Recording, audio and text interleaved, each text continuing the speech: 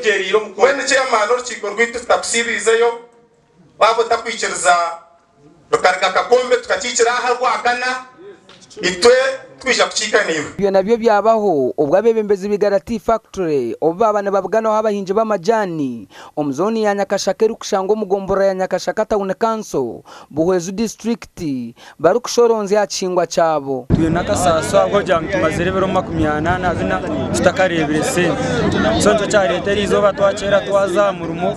kandi twamara kuka murumo tukajanga tubanze tubuze sente zo tutakagire dukora ngene twashara mutwagira ngo twerundana n'abawundi babanze batesente zitu babatakwenda kutesente zitu uze makeshari ngo titu abahinji ba zone ya Nyakashaka hine bashabire chairman wa body Garati factory bitu chairman kwa birebire yatoroko mu rukiko eca abahinji ba Esra Kajogano kandi akajogana ko tuje kwicaza namwe chairman nyenda kamuzori yaha tinkuza rubereko tinkuza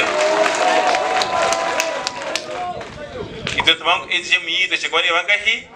chekwani ba ekwa bitereko akajogana kutukenda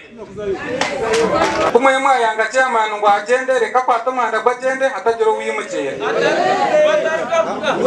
Samuel Muhereza or chairman wa body Garati factory anshongezi yazigamba wati AGM twarenze 2017 no mushango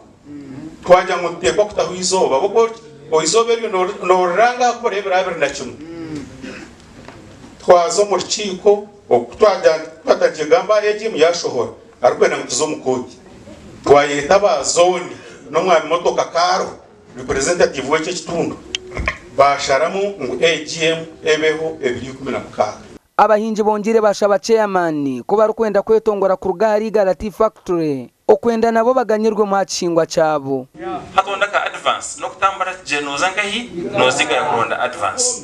AGM kajangu tufone independent operations tufone general manager ha umundi andaka senta ijaba maka sente arije kumana ziga ehuru yo kubugana w'abahinje hendire ubwo barukwetebyenkanisa z'urukiko rwo kwendera umwaka 2013 kwa kashatu 2023